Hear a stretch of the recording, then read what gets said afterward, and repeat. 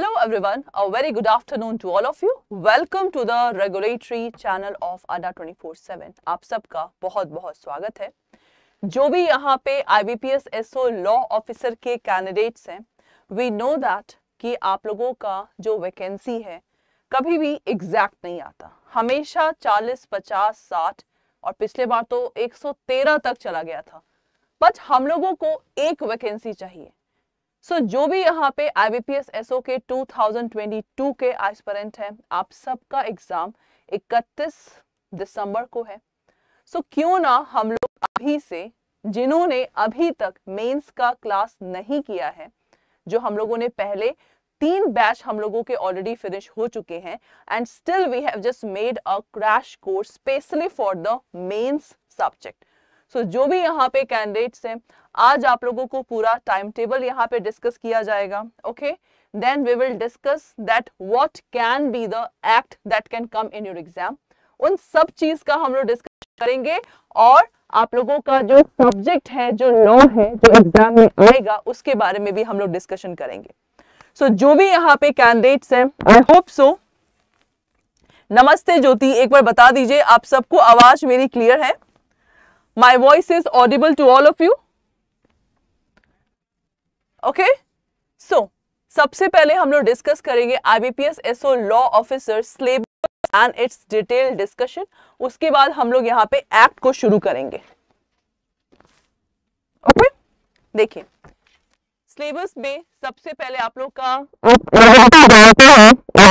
SO में आप लोगों को LLB डिग्री होना चाहिए. 3 साल का लॉ आपने किया है या 5 साल का लॉ किया है. एक बेसिक सा इंफॉर्मेशन जो कि सबको चाहिए. Hello Deepshikha, Rohan, Pooja. Then you have to be enrolled in bar council, either state bar council और either bar council of India. दोनों में से कोई एक में भी अगर आप लोगों ने एनरोलमेंट किया है, it means you are eligible for IBPS SO law officer exam.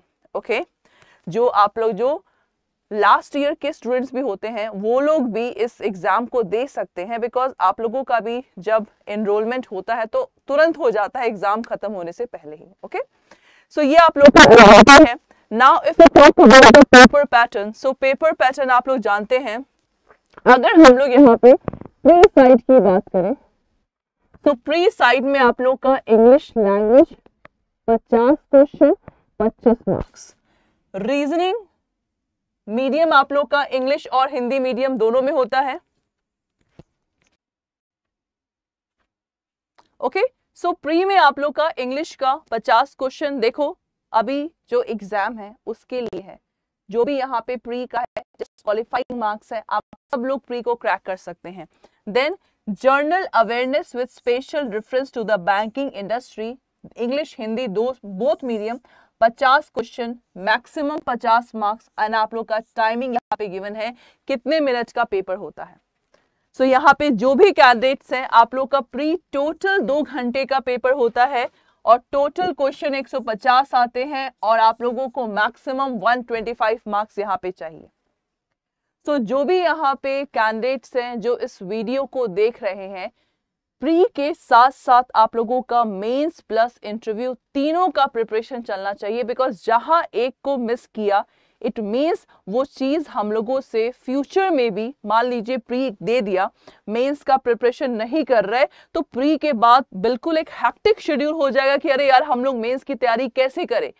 इसीलिए इस कंपटीशन एग्जाम में आप लोगों को सबकी तैयारी बिल्कुल सिस्टमैटिक वाइज करना है. यहाँ पे नाउ अगर अब हम लोग मेंस का बात करें तो मेंस का क्लास आप लोगों का बेसिकली 60 क्वेश्चन 60 मार्क्स और इंग्लिश और हिंदी मीडियम में आता है, और 45 मिनट्स में you have to do this exam. Okay, this is basically all about your mains exam. और अब हम लोग डिस्कस करते हैं यहाँ पे सिलेबस का. वेटेज देख लीजिए आप लोग का मेंस प्लस जो इंटरव्यू का, ये आप लोगों का वेटेज होता है. Okay, and total mark allotted for the interview is 100. See okay, now syllabus. अगर हम सिलेबस की बात करें तो देखिए आप लोगों में सिंपली लिखा रहता है प्रोफेशनल लैंग्वेज, प्रोफेशनल नॉलेज लिखा रहता है। सो प्रोफेशनल नॉलेज का मतलब क्या है, आप लोगों ने एलएलबी किया है, ठीक है। एलएलबी के बाद जो भी हमने एलएलबी में पढ़ा है, चाहे 5 ईयर लॉ चाहे 3 ईयर लॉ, तो बेसिक क्या पढ़ते हैं हम लोग, जितने भी आई थिंक 40+ लॉ हम लोग अपने ग्रेजुएशन में पढ़ते हैं, वही 40+ लॉ हम लोगों का जो कंपटीशन एग्जाम होता है उसमें आता है। तो if you talk about the IBPS SO, तो आप लोगों के प्रोफेशनल नॉलेज में 60% सिलेबस वही आता है जो आप लोगों ने एलएलबी में पढ़ा है, प्लस 40% आप लोग बैंक में एंट्री कर रहे हैं, तो बैंकिंग रिलेटेड लॉस को आप लोग को पढ़ना पड़ेगा। इट मींस ये आप लोगों को नोन है, बट 40% के लिए आप लोगों को यहाँ पे न्यू बैंकिंग लॉज यहाँ पे पढ़ने हैं। Is that okay? So let's move toward the syllabus. सबसे पहला अगर मैं जर्नल लॉ की बात करूं, देखिए इसमें से आधे एक्ट्स आप लोगों ने पढ़ रखा है, आधे एक्ट्स को आप लोगों को पढ़ना है, जो कि आप लोगों के लिए नया है। तो यहाँ पे जो आप लोग का 26 दिसंबर आज से जो क्लास शुरू हो रहा है, ये 20 जनवरी तक क्लास आप लोग का जाएगा, जिसमें ऑलमोस्ट हम लोग सारे एक्ट का डिस्कशन करेंगे। और उसके बाद आप लोगों का साथ ही साथ हमेशा याद रखिएगा 2:30 बजे YT सेशन होता है रेगुलेटरी बॉडी पे। सो YT is basically the YouTube session, जहां पे हम लोग ऑलमोस्ट सारे क्वेश्चंस को यहाँ पे कवर करते हैं। सो आप में से जो भी यहाँ पे कैंडिडेट्स है इस सेशन को देख रहे हैं, तो आप लोग YT सेशन को भी अटेंड करना मत भूलिए। डेली 2:30 बजे आप लोगों का रेगुलेटरी और मेंस चैनल पे यहाँ पे पढ़ाई होता है। नाउ सी, अगर हम जर्नल लॉ की बात करें, सो कॉन्स्टिट्यूशन ऑफ इंडिया हर एग्जाम का बोल सकते हैं दीज आर दोज एक्ट जो कि हर कंपटीशन एग्जाम में आएगा, चाहे आप जुडिशरी का एग्जाम दीजिए, चाहे सेबी का एग्जाम दीजिए, etcetera. So constitutional law is the father of law, तो भाई फादर ऑफ लॉ से पंगा बिल्कुल नहीं। Then CRPC, that is criminal procedure code, जहां पे हम लोग यहाँ पे क्या पढ़ते हैं, ये सारे एक्ट आप लोगों ने LLB में पढ़ रखा है। तो CRPC में बेसिकली हम लोग प्रोसीजर के बारे में पढ़ते हैं जो फॉलो होता है in the criminal cases. Then CPC क्या है आप लोग का, सिविल प्रोसीजर कोड। तो बैंकिंग रिलेटेड जितने भी इश्यूज होते हैं ना, वो सारे के सारे सिविल केस होते हैं। तो क्या प्रोसीजर फॉलो करेंगे, that is CPC। Then Indian evidence act, क्या हम लोग एविडेंस को पेश करें, जैसे ये आप लोगों के फादर ऑफ लॉ है, इसका मैं वन वर्ड लिख देती हूं, फादर ऑफ लॉ। इसमें क्रिमिनल केसेस में आप लोगों का है कैसे प्रोसीजर फॉलो होगा, इसमें सिविल केसेस का, और यहाँ पे आप लोग का एविडेंस, क्या एविडेंस दे हम लोग बैंक के सामने, सो दैट जस्टिस हम लोगों के फेवर में होगा, that is important. Indian penal code, जहां पे हम लोगों को पीनल या पनिशमेंट बोल सकते हैं ऑफेंस के बारे में पढ़ना है। जैसे काफी स्टूडेंट बहुत कंफ्यूज रहते हैं कि मैम कॉन्स्टी से कितने क्वेश्चन आएंगे, मैम CRPC से कितने क्वेश्चंस आएंगे। देखिए क्लास, IBPS SO का जो मेन क्लास होता है, मेंस प्रोफेशनल नॉलेज, मैं ये भी बोल सकती हूँ कि 40 क्वेश्चन में से 40 क्वेश्चन, 40 एक्ट में से 40 क्वेश्चन आ जाए, या कॉन्स्टी का 2 क्वेश्चन आ जाए, CRPC का 3 क्वेश्चन आ जाए। तो competition exam is never it can be fixed. तो आप लोगों को हर एक्ट आप लोगों को मालूम होना चाहिए। ओके नाउ, तो ये जो पांचों आप लोग के एक्ट है ना, ये पांचों हर कंपटीशन एग्जाम में आप लोगों के इंपॉर्टेंट होते हैं, हर कंपटीशन एग्जाम में। So that's why this is very very much important. Okay now, jurisprudence and interpretation of law. Jurisprudence को क्या बोला जाता है, मदर ऑफ लॉ बोला जाता है। इट मींस जो भी आप लोगों का लीगल सब्जेक्ट है, लीगल वर्ड है, suppose law, justice, right, duties, कहां से आया, जूरिस्प्रूडेंस सब्जेक्ट हमें बताता है कि ये सब वर्ड कहां से आए। तो जिस तरह माँ एक बच्चे को बर्थ देती है, उसी तरह जूरिस्प्रूडेंस सब्जेक्ट है जो बताता है लॉ कहां से आया, जस्टिस कहां से आया, एटसेट्रा। इंटरप्रिटेशन ऑफ लॉ, जब कोई भी केस जब कोर्ट के सामने प्रेजेंट करते हैं तो कोर्ट उस लॉ को कैसे इंटरप्रिटेट करेगा, कैसे एक्सप्लेन करेगा, that is given in interpretation of law. The next one is tort. जितने भी आप लोगों के रॉन्गफुल एक्ट होते हैं हमें किस में पढ़ना है? टॉर्ट में। Then consumer protection act 1986, consumer protection, कैसे कंज्यूमर को प्रोटेक्ट किया जाता है, कंज्यूमर जो कि गुड्स और सर्विसेज को अवेल करता है। ओके, सो कैसे हम कंज्यूमर को डील करेंगे, that is given in consumer protection act. Okay, जैसे इसमें आप लोगों के district forum, state forum, national forum, ये सब होता है जो इसके बारे में हम यहाँ पे पढ़ेंगे। The next one is your RTI act, right to information. हम कौन सा इंफॉर्मेशन पब्लिक अथॉरिटी से मांग सकते हैं, that is given in this one. And then legal terms, legal maxim, as such एक मैक्सिम आ सकता है, जैसे नहीं यूबी जिस इबी रिबीडियम, where there is a right there is a remedy. तो ये सब कुछ कुछ लीगल मैक्सिम्स होंगे जो हम लोग को यहाँ पे पढ़ना है। नेक्स्ट पार्ट भी है आप लोग का कमर्शियल लॉ। सो कमर्शियल लॉ आप लोग का बेसिकली किससे डील करता है? That is deal with the banking law. Commercial law जो बैंकिंग सेक्टर से डील करता है, और इसको हम बिजनेस लॉ भी बोल सकते हैं। क्या बोल सकते हैं इसे? बिजनेस लॉ भी हम लोग यहाँ पे बोल सकते हैं। तो पहले सारे एक्ट को आप लोग यहाँ पे देखिए, सारे एक्ट को आप लोग यहाँ पे देखिए।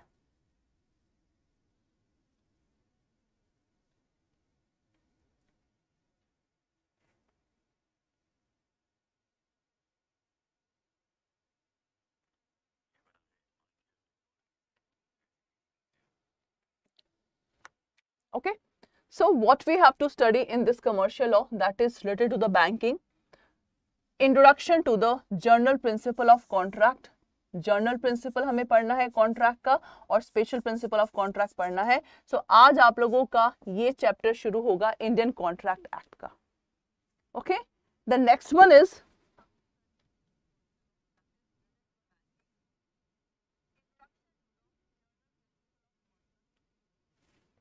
Next is sales of good, जहां पे हमें मूवेबल गुड्स के बारे में पढ़ना है कि मूवेबल गुड्स को जब सेल करेंगे तो क्या क्या रूल्स एंड रेगुलेशन है। Indian partnership act, we have to study about the partners, partnership firms, how the partnership can create various types of partner, how the partnership can be dissolve, etcetera. Then transfer of property act, LLP act, company act 2013। काफी students, ma'am इतने सारे act हम कैसे पढ़ेंगे? ये competition exam है। अब आप लोगों का कॉन्ट्रैक्ट आज मैं शुरू करूंगी। कॉन्ट्रैक्ट में टोटल 266 सेक्शंस है, तो क्या हम लोग सारे सेक्शंस को कवर करेंगे? The answer is no. We will cover only those subject which is very important from the examination point of view. तो यहाँ पे आज हम जब शुरू करेंगे तो देखिएगा कैसे हम लोगों ने इंडियन कॉन्ट्रैक्ट में जनरल प्रिंसिपल ऑफ कॉन्ट्रैक्ट को यहाँ पे फिनिश किया। The next one is important act of the banking law. Banking laws के क्या क्या आप लोगों के इंपॉर्टेंट एक्ट्स हैं, तो यहाँ पे हम लोगों को फोकस करना है बैंकिंग रेगुलेशन एक्ट 1949। ये जो आप लोगों का है, these are the new act जो कि हम लोगों ने एलएलबी में बिल्कुल नहीं पढ़ा है। देखिए, then after that reserve bank of India act 1934 and the banking terms.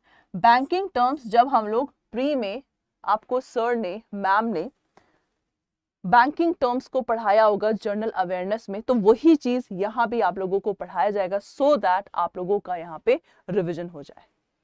After that banking related laws, ये सब आप लोगों के न्यू लॉ है सी और डी में, सो इस पे हम लोगों को ज्यादा फोकस करना है। सबसे पहला द बैंकिंग ओम्बड्समैन स्कीम 2006, और जो लेटेस्ट वाला है 2021, ये भी हम लोग यहाँ पे पढ़ेंगे। The next one is Bankers Book Evidence Act, Negotiable Instrument Act, SURFACI Act, Tax Law, Insolvency and Bankruptcy Code, FEMA and Prevention of Money Laundering Act। तो ये सारे एक्ट हम लोगों के लिए नए हैं। इसमें किस किस कंटेंट को हमें पढ़ना है, we will just focus on the class, जिससे कि हमें सब कुछ यहाँ पे मालूम चल जाएगा। So okay Viraj, that's great.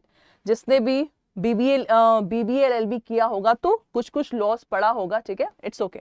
उसके बाद आप लोग का पार्ट ई क्या है, that is administrative law, alternate dispute resolution, law of limitation act, IT act, principle of natural justice, लोक अदालत, डीआरटी। सो ऑलमोस्ट आप लोगों का यहाँ पे सारे एक्ट हम लोगों ने कवर किए हैं जो आप लोगों ने 60% एलएलबी में पढ़ लिया है। 40% न्यू एक्ट है जो कि बैंकिंग रिलेटेड लॉज है, उन सब को हम लोग यहाँ पे कवर करेंगे। This is very very much important. Okay, that's great. So अब हम लोग अपना सेशन स्टार्ट करने जा रहे हैं। सबसे पहले जैसे मैंने इस सिलेबस को commercial law, general law, banking law, other law, इन 4 में डिस्ट्रीब्यूट किया है। तो आज से आप लोग का कमर्शियल लॉ शुरू होने जा रहा है। कमर्शियल लॉ में सबसे पहला है इंडियन कॉन्ट्रैक्ट एक्ट। अगर आप लोग को अपने एलएलबी का पढ़ाई याद हो, बिकॉज देखो मैं भी एलएलबी कर चुकी हूँ, तो जब हम लोग एलएलबी करते थे ग्रेजुएशन में, तो 90% जो जनसंख्या थी वो कभी नहीं आती थी। कब आती थी वो? एग्जाम में, जब इंटरनल एग्जाम होते थे, क्योंकि 3 इंटरनल 1 फाइनल होता था। सब क्या करते थे, दुक्की से पढ़ लेते थे। तो जिन बच्चों ने दुक्की पढ़ा है और अभी जाके वो तैयारी कर रहे हैं आईबीपीएस एसओ का, आप लोग जरूर सोचते होंगे कि काश मैं कॉलेज में भी बेयर एक्ट से पढ़ता, क्योंकि अभी अड्डा 24/7 में जितना भी सिलेक्शन होता है सबका वर्डिंग्स होता है कि मैम अब बेयर एक्ट हम लोगों का इस आईबीपीएस में और सेबी इन सब में जरूरी है। सो यहाँ पे आप लोग को जो भी पढ़ाऊंगी, जो भी इस सेशन को देख रहे हैं, सपोज आज मैंने इंडियन कॉन्ट्रैक्ट एक्ट की शुरुआत की, तो आप भी जानते हैं कि कॉलेज में हम लोगों ने इसको फर्स्ट सेमेस्टर में पढ़ा था जर्नल प्रिंसिपल ऑफ कॉन्ट्रैक्ट, और सेकंड सेमेस्टर में हम लोगों ने इसको पढ़ा था special principle of contract, right ना? सबको याद है यहाँ पे। सो आज हम लोग यहाँ पे पूरा जो फर्स्ट सेमेस्टर में हम लोगों ने पढ़ा था जर्नल प्रिंसिपल ऑफ कॉन्ट्रैक्ट, इसको यहाँ पे कंप्लीट करेंगे, और कल special principle of contract, and we will cover A to Z part. We will cover A to Z part, एक भी पार्ट आप लोग का मिस नहीं होगा। So let's start with the Indian contract act 1872। सबसे पहला क्वेश्चन, ये 1872 का एक्ट हम क्यों पढ़ते हैं? क्या रीजन है कि हम लोग इतना पुराना एक्ट पढ़ते हैं? तो इसका रीजन एक ही है, आप लोगों के कॉन्स्टी में आर्टिकल 372 में गिवन है पुराने लॉ, मतलब जो हम लोग का जो संविधान बना 1872 में, संविधान 1950 में बना, उससे पहले के जितने भी लॉज हैं अगर वो आज के सिनेरियो से मैच करते हैं, बिकॉज वो लॉज अभी भी चल रहे हैं, चाहे इंडियन कॉन्ट्रैक्ट की बात करें, एविडेंस की बात करें, सीपीसी की बात करें, तो अभी तक हम लोग पुराने लॉज पढ़ते हैं। क्यों?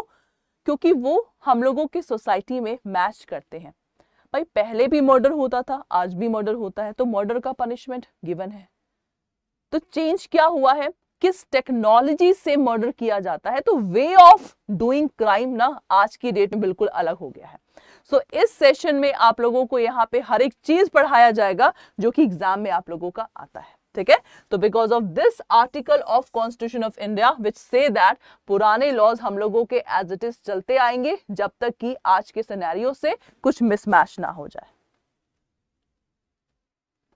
Okay okay okay okay, that's cool, that's cool, ठीक है? देखिए, सो इंडियन कॉन्ट्रैक्ट एक्ट अगर मैं बात करूं, बेसिकली 2 पार्ट में डिवाइड है। यहां पे ध्यान से देखिए, पहले कॉन्ट्रैक्ट होता क्या है, ये जो वर्ड है कॉन्ट्रैक्ट होता क्या है,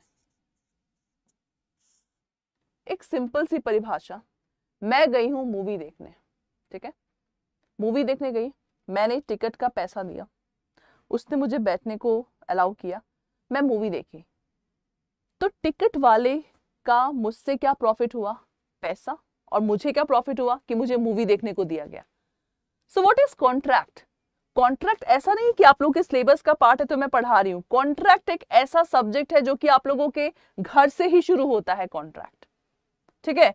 सो कॉन्ट्रैक्ट जो एक्ट है हम लोगों का बेसिकली 2 पार्ट में डिवाइड है, journal principal of contract, journal, और दूसरा आप लोगों का है स्पेशल प्रिंसिपल ऑफ कॉन्ट्रैक्ट।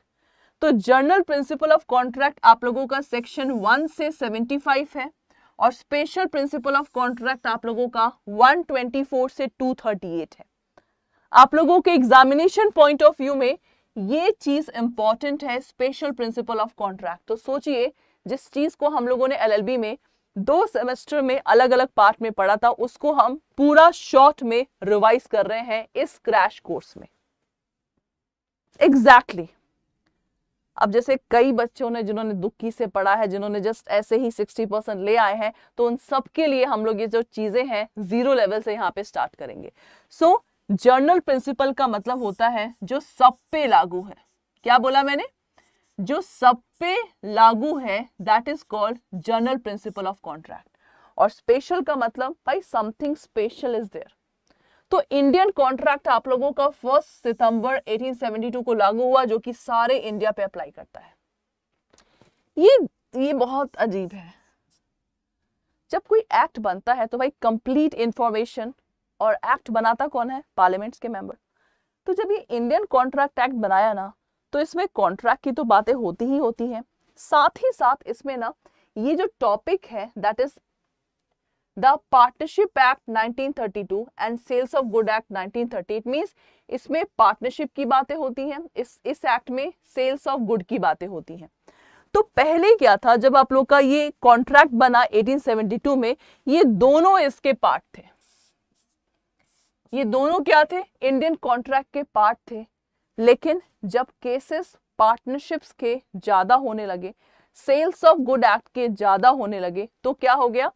तो जाके इन दोनों एक्ट को अलग अलग, एक को 1932 में बनाया गया और एक को 1930 में बनाया गया। इसका रीजन क्या था?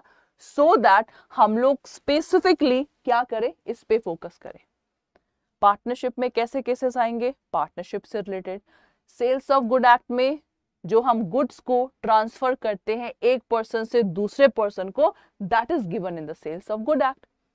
तो ये आप लोगों का बेसिक इंफॉर्मेशन है regarding the act. Okay, that's cool. तो ये आप लोगों का बेसिक इंफॉर्मेशन है इंडियन कॉन्ट्रैक्ट एक्ट का। Now we will move forward to the slide. अब देखो, एक सिंपल सा ये कॉन्ट्रैक्ट का फॉर्मूला है जो कि सबको मालूम होना चाहिए। कॉन्ट्रैक्ट का फॉर्मूला का मतलब होता है जनरल प्रिंसिपल ऑफ कॉन्ट्रैक्ट हम लोग का फिनिश। क्या बोला मैंने? जनरल प्रिंसिपल ऑफ कॉन्ट्रैक्ट हम लोगों का फिनिश। अगर ये फॉर्मूला आप लोग को याद हो गया, सपोज ये एक्स पर्सन है, एक्स पर्सन ने क्या किया? पीवीआर गया मूवी देखने। So X person have pay rupees to the PVR, और पीवीआर ने क्या किया? सर्विस प्रोवाइड किया मूवीज का। क्या है? सर्विस प्रोवाइड किया मूवी के लिए। सो एक्स ने पहले क्या किया? पीवीआर में ऑफर किया ना, तो यहां पे एक्स पर्सन ने क्या किया? ऑफर किया। एक्सेप्टेंस, एक्सेप्टेंस किसने लिया? पीवीआर। मान लो पीवीआर को हम लोग वाई मान लेते हैं, तो acceptance.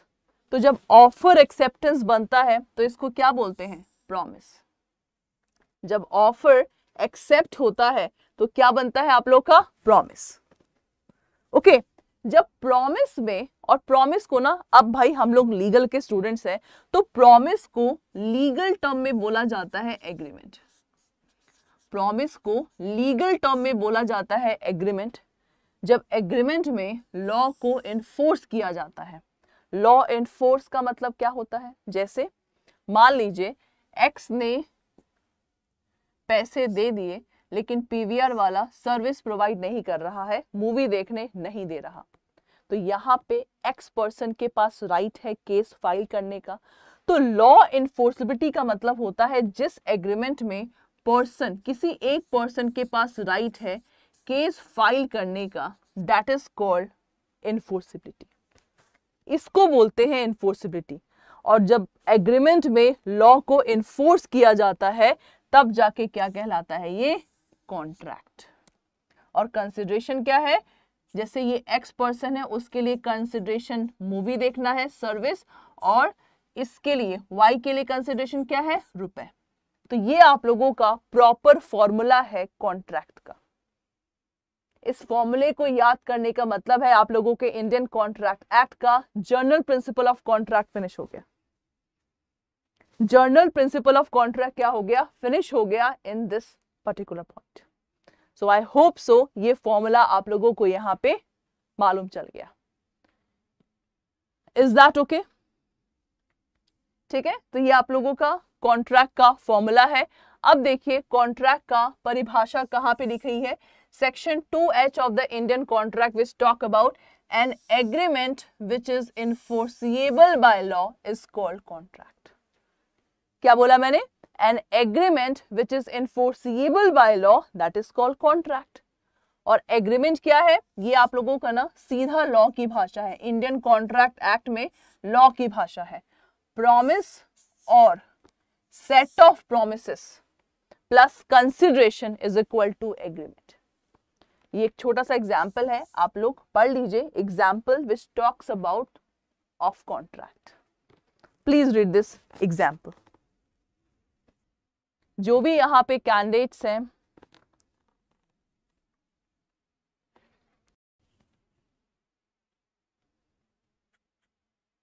Okay, so this is the basic example. अब देखिए आप लोगों के सामने 4 एग्जाम्पल लेके आई हूं, जिसमें से हमें किस टाइप का एग्रीमेंट पढ़ना है। तो भाई फॉर्मूले को हमेशा याद रखना, offer plus acceptance is equal to, offer plus acceptance is equal to promise.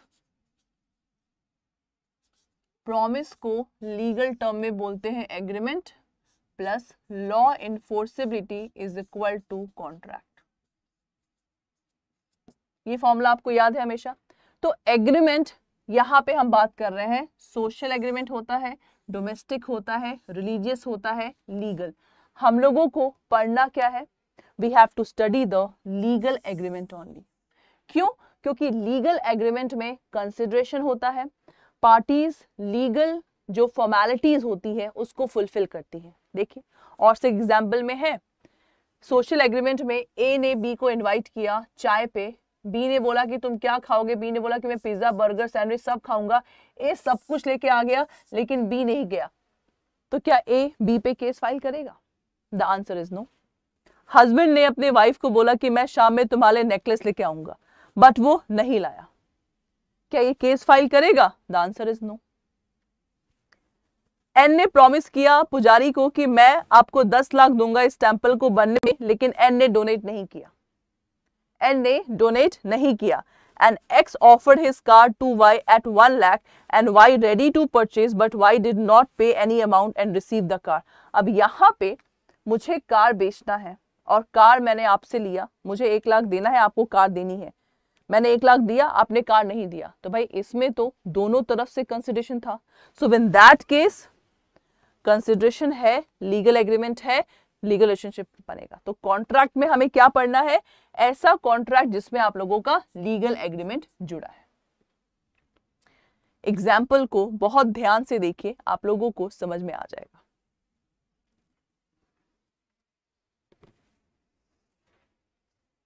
This is very very important segment.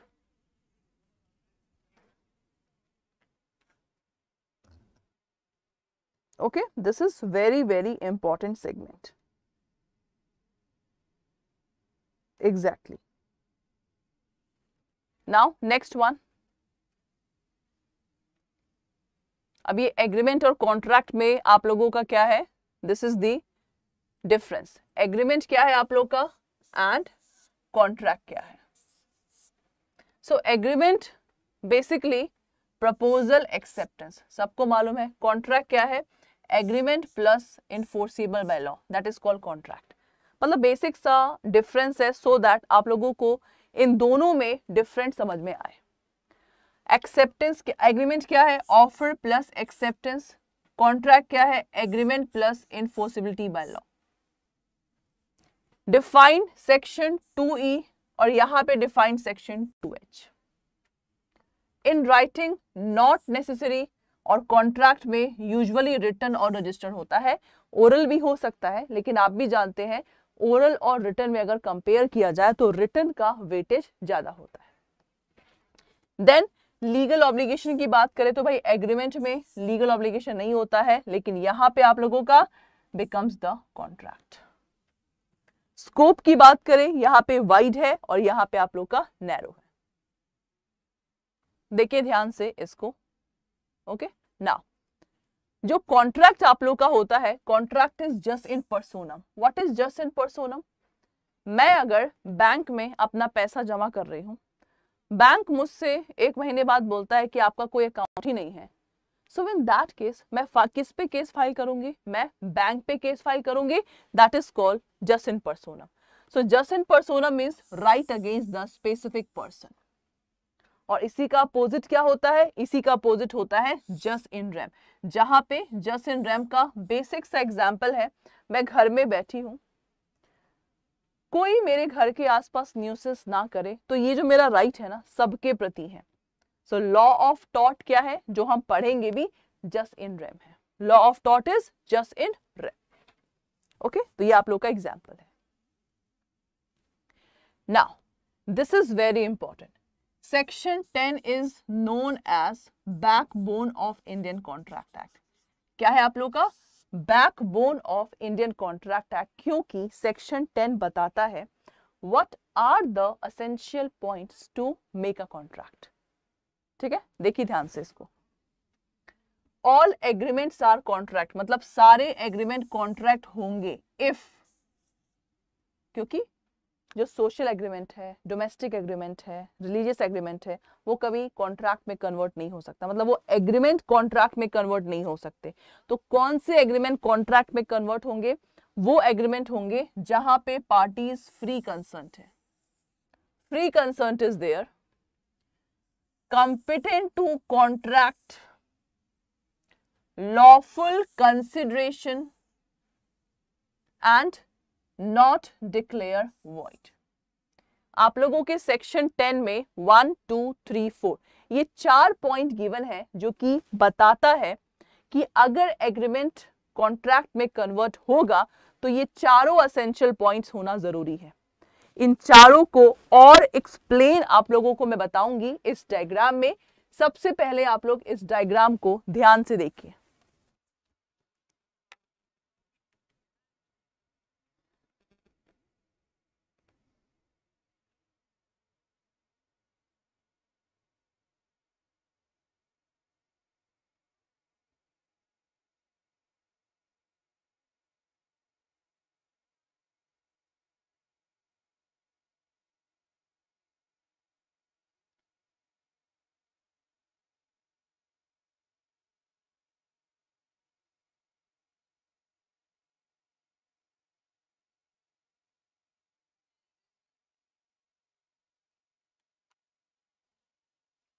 Okay, देखिए essential points of the valid contract. तो यहाँ पे सबसे पहला असेंशियल पॉइंट क्या है? और देखो ये असेंशियल पॉइंट का मतलब है, सपोज बैंक और, मैं भी आप लोगों को इसके बाद बैंक और जो कस्टमर है उनके बीच कॉन्ट्रैक्चुअल रिलेशन कैसे बनता है, किस किस सेगमेंट में बनता है, उसको भी हम लोग डिस्कस करेंगे। तो ये आप लोग का, मैं बोल रही हूं ना, जनरल प्रिंसिपल ऑफ कॉन्ट्रैक्ट का पूरा निचोड़ है। अगर आप लोग को ध्यान हो, जब एलएलबी में हम लोगों ने ऑफर का चैप्टर पढ़ा, एलएलबी में हम लोगों ने एक्सेप्टेंस का चैप्टर पढ़ा, कंसिडरेशन पढ़ा, यही सब चैप्टर पढ़ा हम लोगों ने, व्हाट इज वॉइड एग्रीमेंट, तो ये सब चीज का निचोड़ है। तो भाई सबसे पहला आप लोग का क्या है? किसी भी कॉन्ट्रैक्ट में 2 पार्टी होना चाहिए। जो पार्टी ऑफर करता है उसको ऑफरर बोलते हैं, जिसको ऑफर किया उसको ऑफरी बोलते हैं। ध्यान दीजिए। सेकेंड पॉइंट क्या है आप लोग का? किसी भी कॉन्ट्रैक्ट में इंटेंशन होना चाहिए लीगल बाइंडिंग, मतलब देखो, intention to create legal relationship, intention to create legal relationship होना चाहिए। Is that okay? उसके बाद fulfilment of the legal formalities, requirement of other law. Legal formalities का मतलब वही है, जो आप लोगों के, मान लीजिए मुझे घर खरीदना है, तो घर खरीदने में लीगल फॉर्मेलिटीज मुझे करना पड़ेगा, रजिस्ट्रेशन करवाना पड़ेगा, ओनरशिप का टाइटल मुझे चाहिए जो कि मेरे नाम पे हुआ है। तो ये सब क्या होते हैं? Legal formalities. तो अगर आपको लीगल कॉन्ट्रैक्ट करना है, legal formality should be there. The next one is certainty of the meaning. मैं कॉन्ट्रैक्ट करने जा रही हूं, मैंने बोला दुकानदार से कि मुझे 100 केजी राइस चाहिए, तो क्या 100 केजी राइस, मैंने बता दिया कौन सा राइस चाहिए। जब मेरा टर्म क्लियर नहीं है तो वो कॉन्ट्रैक्ट में कन्वर्ट नहीं हो सकता। तो कॉन्ट्रैक्ट में कन्वर्ट होने के लिए जो टर्म है वो बिल्कुल क्लियर होना चाहिए कि मुझे 100 kg बासमती राइस चाहिए। उसके बाद पॉसिबिलिटी ऑफ परफॉर्मेंस, कोई भी कॉन्ट्रैक्ट हम लोग करने जा रहे हैं तो परफॉर्मेंस जो हो रहा है कॉन्ट्रैक्ट में वो पॉसिबल होना चाहिए। मैंने बोला अगर मोनिका को कि चांद तोड़ के ले आओ, मैं तुम्हें 1 करोड़ दूंगी, दैट इज पॉसिबल। चांद तोड़ के आना, that is possible? The answer is no. So in that case performance of contract must be possible होना चाहिए। देन किसी भी कॉन्ट्रैक्ट में आप लोगों का एग्रीमेंट होना चाहिए। एग्रीमेंट मतलब अगर लीगल एग्रीमेंट होगा तो ही आप लोग का बाद में ये कॉन्ट्रैक्ट में कन्वर्ट होगा। The next one is free concern. Free concern का मतलब है कोई भी कॉन्ट्रैक्ट आप लोगों का फ्रॉड के द्वारा नहीं होना चाहिए, कोई भी कॉन्ट्रैक्ट आप लोगों का कोर्जियन के द्वारा नहीं होना चाहिए, मिस्टेक के द्वारा नहीं होना चाहिए, कोई भी कॉन्ट्रैक्ट अनड्यू इन्फ्लुएंस के द्वारा नहीं होना चाहिए, या मिस रिप्रेजेंटेशन के द्वारा नहीं होना चाहिए। That is very important. Free concern में ये टॉपिक आप लोगों का बहुत ही इंपॉर्टेंट है कि अगर आप लोगों का कॉन्ट्रैक्ट कोर्जियन के द्वारा हुआ, फ्रॉड के द्वारा हुआ, अनड्यू इन्फ्लुएंस, मिस्टेक के द्वारा हुआ, तो कॉन्ट्रैक्ट आप लोग का क्या हो जाएगा? Voidable contract. वॉइडेबल कॉन्ट्रैक्ट का मतलब होता है जब एक पार्टी के पास राइट है कॉन्ट्रैक्ट को तोड़ने का। जब एक पार्टी के पास राइट है कॉन्ट्रैक्ट को तोड़ने का, that is called voidable contract. और मिस्टेक में क्या होता है? मिस्टेक में थोड़ा सा अलग है। मिस्टेक में कॉन्ट्रैक्ट आप लोगों का जो वर्डिंग्स है लॉ का, that is not voidable. Not voidable का मतलब है कॉन्ट्रैक्ट आप लोग का वैलिड भी हो सकता है, कॉन्ट्रैक्ट आप लोग का वॉइड भी हो सकता है। Okay, so this is all about your this, मतलब पूरा एक शॉर्ट रिविजन है। पार्टीज कंपिटेंट होनी चाहिए। पार्टीज कंपिटेंट होनी चाहिए मतलब above 18, sound mind, not disqualified by law. Lawful consideration होना चाहिए। What is lawful consideration? मैंने अगर आपसे बोला कि ड्रग्स ले जाओ, इसके बदले में पैसा मैं आपको दूंगी, ड्रग्स ले जाना इलीगल, तो भाई कंसिडरेशन हमेशा लॉफुल होना चाहिए। लीगल ऑब्जेक्ट का मतलब क्या है? द ऑब्जेक्ट और purpose must also be legal. भाई जो हमारा कॉन्ट्रैक्ट का ऑब्जेक्ट है वो लीगल होना चाहिए, अनलॉफुल नहीं होना चाहिए। And the last one is contract void declare नहीं होना चाहिए। कॉन्ट्रैक्ट हम लोगों का वॉइड डिक्लेयर नहीं होना चाहिए। That's it. ठीक है। नाउ अब देखिए वैलिड कॉन्ट्रैक्ट जो सेक्शन 10 का सारा पॉइंट फुलफिल करता है। What is void agreement? जो शुरुआत से ही क्या होता है? वॉइड एग्रीमेंट का मतलब होता है स्टार्टिंग से वॉइड, जिसको वॉइड एब इनिशियो भी बोलते हैं। वॉइड कॉन्ट्रैक्ट क्या होता है? वॉइड कॉन्ट्रैक्ट का मतलब होता है इनिशियल स्टेज कॉन्ट्रैक्ट वैलिड है, लेकिन बाद में लेटर ऑन कॉन्ट्रैक्ट हम लोगों का वॉइड हो जाता है। देखिए what is voidable contract? Voidable contract in which one party have option to breach the contract. So जो भी कॉन्ट्रैक्ट हम लोगों का कोर्जियन के द्वारा होता है, फ्रॉड के द्वारा, मिस रिप्रेजेंटेशन और अनड्यू इन्फ्लुएंस, तो कॉन्ट्रैक्ट हमारा क्या हो जाता है? वॉइडेबल। सबका एक शॉर्ट फॉर्म है, फटाफट आप लोग इसको देख लीजिए, because we have to study so much in the crash course, in the videos.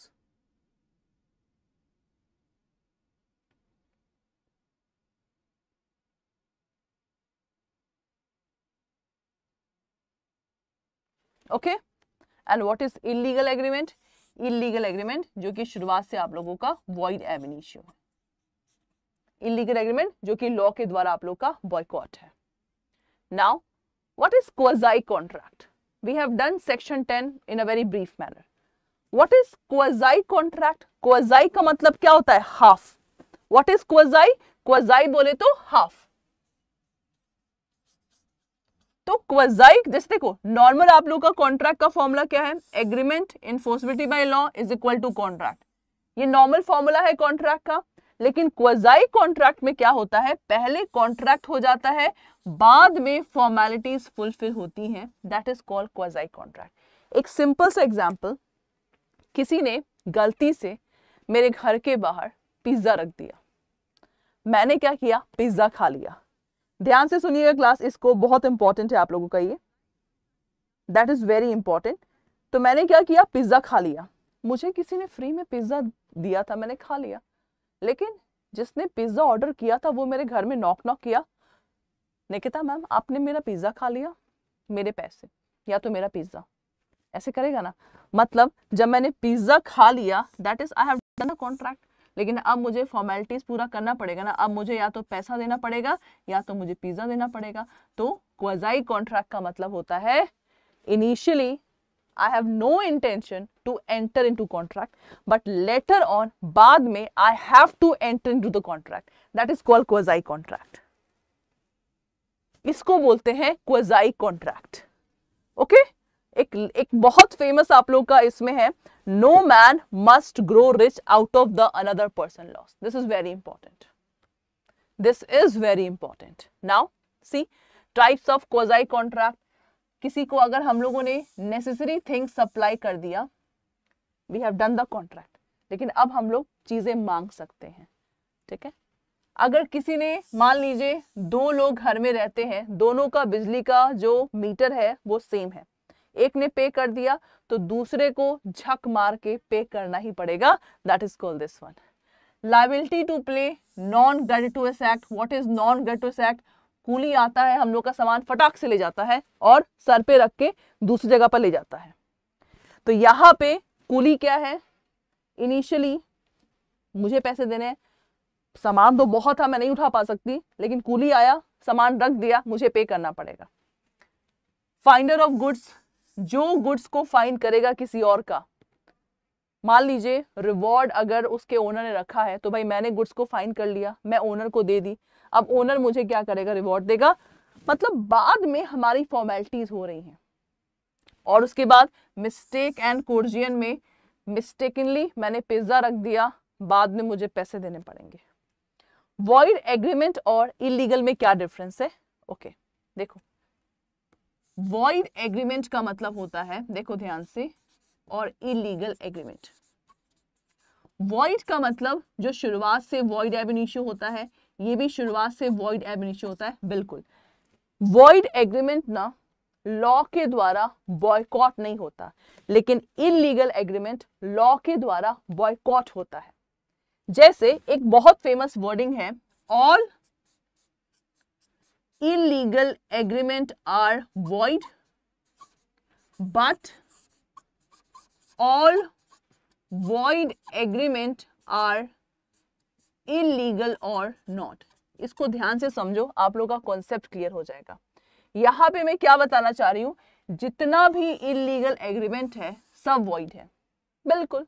Illegal का मतलब है मैं मर्डर करने का सुपारी दे रही हूँ, मर्डर करने का, या मैं कोई भी मान लो ऐसा एक्ट जो कि बिल्कुल इलीगल है वो करने को बोल रही हूँ, ऑल इलीगल आर void। ये समझ में आ गया। लेकिन सारा वॉइड एग्रीमेंट इलीगल हो भी सकता है, नहीं भी। अगर एक 5 साल का बच्चा कॉन्ट्रैक्ट करता है, क्या वो इलीगल होगा? नहीं ना, वॉइड होगा। तो सारे वॉइड एग्रीमेंट इलीगल हो भी सकते हैं, नहीं भी हो सकते। तो आपको क्या समझना है, वॉइड बोले तो वॉइड एब इनिशियो, इलीगल बोले तो वॉइड एब इनिशियो। लेकिन वॉइड एग्रीमेंट इलीगल हो, नॉट कंपल्सरी, लेकिन इलीगल में एग्रीमेंट सारा वॉइड एब इनिशियो, सारा वॉइड एग्रीमेंट होता है। ये होता है बेसिक डिफरेंस, ठीक है, वॉइड एंड इलीगल का बेसिक डिफरेंस। तो ये क्लास आप लोगों का टाइप्स ऑफ क्वाज़ी कॉन्ट्रैक्ट है। Now contingent contract, exactly, now we have to study the contingent contract. Contingent contract को मैं बस एग्जाम्पल से समझाऊंगी, इंश्योरेंस का एग्जाम्पल। कंटीजेंट कॉन्ट्रैक्ट का मतलब होता है एक्स और वाई के बीच वैलिड कॉन्ट्रैक्ट हुआ है। जब ये वैलिड कॉन्ट्रैक्ट किसी इवेंट पे डिपेंड होगा और वो इवेंट आप लोगों का अनसर्टेन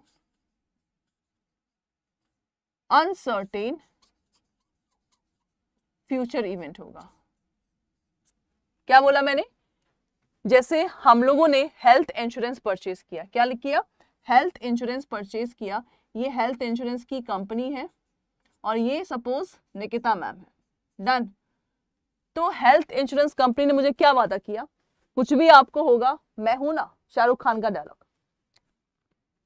तो मान लीजिए एक्सीडेंट हो गया, इवेंट हुआ, वो इवेंट क्या था, अनसर्टेन था ना, मुझे नहीं मालूम कि मेरा एक्सीडेंट कब होगा। एक्सीडेंट हुआ, पिक्चर में आया, कंपनी ने पे किया। तो कंटीजेंट कॉन्ट्रैक्ट यही होता है। कंटीजेंट कॉन्ट्रैक्ट बोले तो देख लीजिए, if 2 or more party enter to contract to do or not to do something if some event which is collateral to the contract, ये इवेंट क्या है, इस कॉन्ट्रैक्ट से कोलेटरल है, okay, does or does not happen then it is called contingent contract। जितने भी आप लोगों के इंश्योरेंस के एग्जाम्पल होंगे, सारे इंश्योरेंस के एग्जाम्पल आप लोगों के कंटीजेंट कॉन्ट्रैक्ट है, except one, life insurance. Life insurance आप लोगों का बिल्कुल भी पार्ट नहीं है। क्यों? क्योंकि लाइफ इंश्योरेंस में इंसान का डेथ होता है, डेथ के बाद सारा पैसा मिल जाएगा। लेकिन कंटीजेंट भी जो इवेंट है अनसर्टेन है, लेकिन यहाँ पे भाई नहीं मालूम कि कितना पे होगा।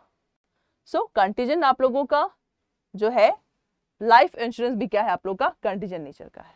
Now discharge of contract. Discharge का मतलब क्या है, end of contract.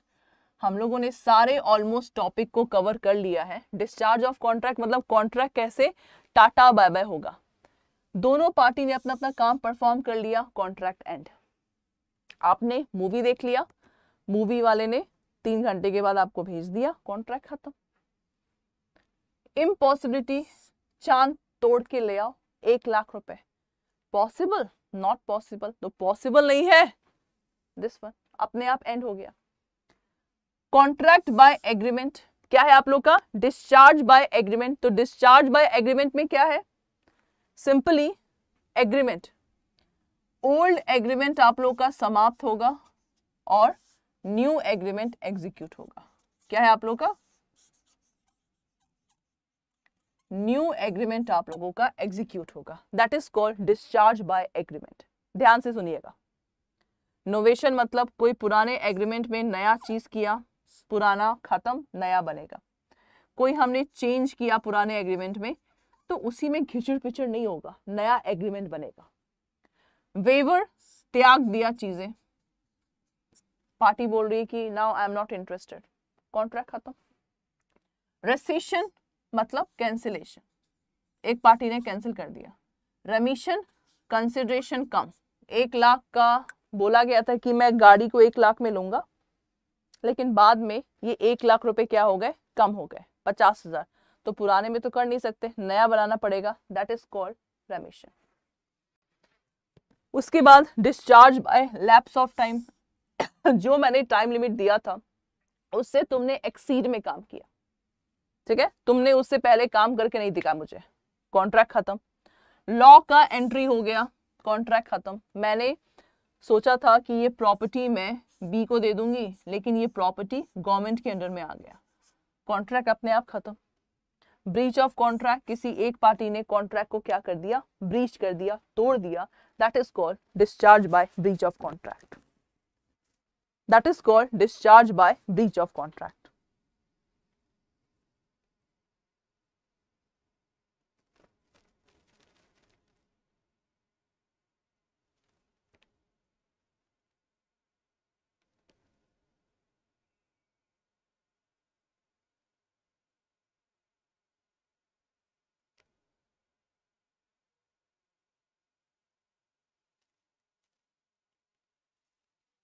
Okay, now contract act और बैंकिंग में क्या आप लोगों का बेसिक सिमिलैरिटी है।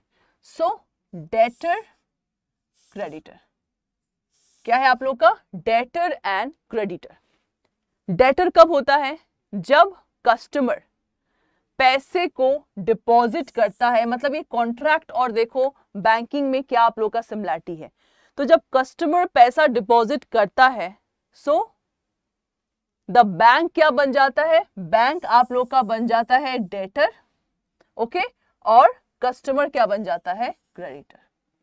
तो ये रिलेशन क्या है, डेटर और क्रेडिटर का बैंक और कॉन्ट्रैक्ट में। ध्यान से देखिए। नेक्स्ट आप लोग का जब कस्टमर पैसे को बोरो करता है from the bank, owes money to the bank, in this case any loan advance account, the banker क्या बन जाता है, बैंकर क्रेडिटर बन जाता है और कस्टमर क्या बन जाता है, डेटर। क्योंकि भाई लोन ले रहे हो, तो लोन ले रहा है तो कस्टमर क्या बन गया, डेटर। तो ये आप लोगों का रिलेशंस है। And the last segment is this. ये सारे सेगमेंट आप लोगों के इंपॉर्टेंट है, ये चीज आप लोगों ने अपने एलएलबी में नहीं पढ़ा है, so that's why this is very important. Contract और बैंकिंग में और क्या क्या रिलेशंस है, डेटर एंड क्रेडिटर हम लोगों ने पढ़ लिया। अब ये सारे सेगमेंट हम लोग पढ़ेंगे कि बैंक कब ट्रस्टी बनेगा, बेरी बनेगा, lessor, agent, indemnity holder, hypothecatee, pledgee, indemnity holder, mortgagee, custodian, adviser. ये सब चीज हम लोग पढ़ेंगे अपने सेगमेंट्स में। जैसे इंडेमनिटी पढ़ेंगे, हाइपोथिकेशन पढ़ेंगे, प्लेज पढ़ेंगे, इंडेमनिटी पढ़ेंगे, तो सब चीज हम लोग पढ़ेंगे अपने सेगमेंट में। So class, this is all for today's. So जो भी यहाँ पे कैंडिडेट्स हैं, ओके, आप लोगों का 31 दिसंबर को यहाँ पे बैच फिनिश हो रहा है, ठीक है। सॉरी 31 मार्च को आप लोगों का प्री का एग्जाम है एंड 29 जनवरी को आप लोगों का मेंस का है, ठीक है। तो आप लोगों को अगर इसमें आईबीपीएस में ये जो मेंस का है, अगर आप लोगों को चाहिए एडमिशन, तो यहाँ पे लॉ का अलग से आप लोगों का सेगमेंट बना है, ठीक है। तो जिन्होंने नहीं लिया आप लोग इसको क्लिक कर सकते हैं, 6 मंथ का वैलिडिटी है। तो प्री देते ही आप लोग यहाँ पे फोकस हो जाइए, सो दैट आप लोगों के पास एक सफिशिएंट मटेरियल रहेगा इसको करने के लिए। तो यहाँ पे आप लोग कूपन कोड यूज करो, दैट इज Y391P। जैसे ही अप्लाई पे क्लिक करोगे आप देख सकते हो 77% का आप लोग का ये बैच का प्राइस है 1609। सिर्फ इतने कॉस्ट में आप लोगों का ये मेंस का पूरा, मतलब बोलते हैं ना, कहीं आप लोग को जाने की जरूरत नहीं है, सिर्फ इस पे फोकस करिएगा, योर सिलेक्शन इज डन। तो I hope so and all the best, आप सबका प्री यहाँ पे निकल जाएगा। So you have to focus on the mains, और मेंस के लिए आप लोग बस ये क्लासेस करिए, दैट इज सफिशिएंट, जहां पे आप लोगों को प्रीवियस ईयर से लेकर हर एक क्वेश्चंस भी कराए जाएंगे आप लोगों के एक्ट के। So that's all for today's class, have a nice day.